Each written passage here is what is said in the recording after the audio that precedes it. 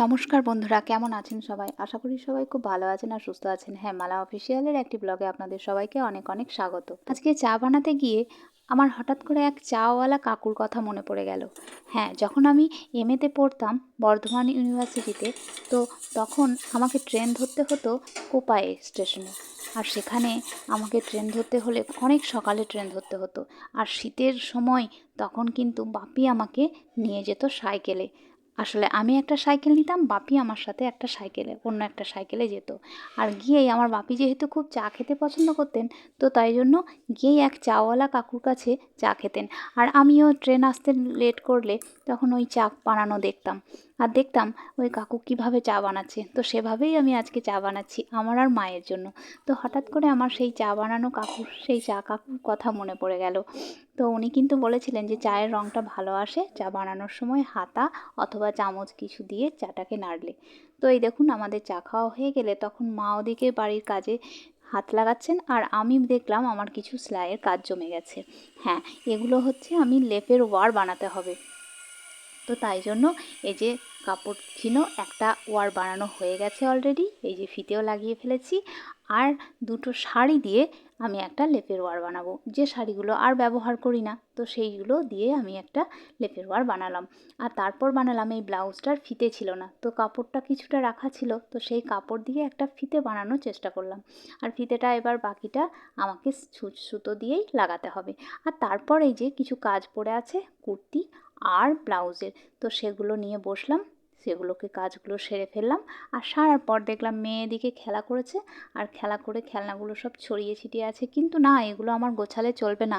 ও যেমন করে রেখেছে সেভাবে থাকলেই ভালো হয়, তা না হলে ওর অপছন্দ হবে ওর খেলনা জিনিসে হাত দিলে। আর ওই যে বারবি ডলটা দেখালাম, ওটা কিন্তু ওরই অন্নপ্রাশনে আমার এক স্টুডেন্ট ওকে গিফট করেছিল।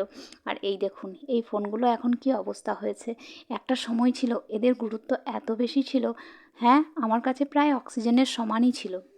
কারণ এই ফোন দিয়েই আমার সাথে আমাদের দাস মহাশয়ের কন্ট্যাক্ট হতো, যোগাযোগ হতো। তো যাই হোক, ওটাই একমাত্র মাধ্যম ছিল, তো তো তাই আমাদের যোগাযোগ ব্যবস্থার। আর ওই তখন কিন্তু কোনো স্মার্টফোন ছিল না আমাদের কাছে। আর এই দেখুন গদাগুলো ঝুলছে, এখানে রেখে দিলাম। আর এখানে হয়েছে কি, গাছের পাতাগুলো দেখছি, মানি প্ল্যান্টের গাছের পাতাগুলো শুকিয়ে যাচ্ছে, হতে পারে শীতের জন্য। আর এই গাছটাকে আমি দুটো পাতা একটা ডাল লাগিয়েছিলাম, তো দেখুন গাছটা কত বড় হয়ে গেছে। যত্ন পেলে এরাও সাড়া দেয়। আর তারপর গেলাম বারান্দার দিকে, কিছু শতরঞ্চি পাতা ছিল, তো সেগুলোকে তুলে নিলাম আর রোদ্দুরে নিয়ে যাব ছাদে, তো তার জন্য একটু আমি ভাঁজ করে নিলাম। তো যাই হোক, এখন এগুলো খুব কাজে লাগছে, কারণ ঠান্ডা মেঝে, তো ঠান্ডা মেঝেতে পা দিতে খুব কষ্ট হয়। তো সন্ধ্যে থেকে আমরা সমস্ত জায়গাতেই চেষ্টা করি এই শতরঞ্চি বা কম্বল কিছু একটা পেতে রাখতে।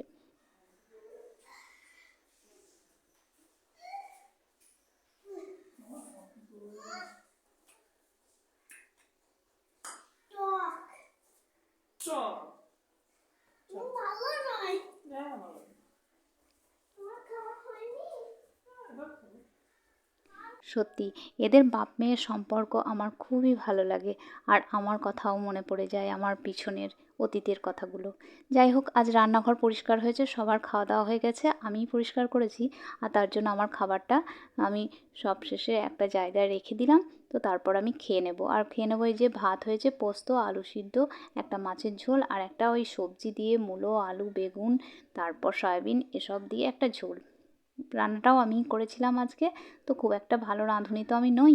তো যাই হোক, এই যে আর মাছটা পড়ে আছে, যেটুকু আমি খেয়ে নেব। তো যাই হোক, আজকে আমার এইটুকুই খাওয়া দাওয়া। আর তারপর বিকালবেলা গেলাম মেয়েকে নিয়ে একটু খেলাতে। তো ও গেল আজকে মাঠের ওখানে খেলতে। আর এই যে খেলতে এসে দেখছে ওর সঙ্গীরা এসে গেছে। আর আজকে ওরা একটা অন্য জায়গায় খেললো, সেটা হচ্ছে আমাদের পাড়াতেই এক বাচ্চাদের স্কুল আছে, রামকৃষ্ণ স্কুল। তো সেখানে বাচ্চাদের খেলার জন্য যে জায়গাটা আছে, তো সেখানেই ওরা খেললো, সিঁড়ি দিয়ে উঠলো এবং স্লিপে নামলো। তো এভাবে মজা করে খেললো। আর সন্ধ্যাবেলা বাড়ি ফিরে এই একটা কাজ, সেটা হচ্ছে মায়ের চুলটা বেঁধে দেওয়া। তো মা নিজে নিজে বাঁধতে পারেন না এমন নয়, পারেন, কিন্তু আমি দিলে খুশি হন।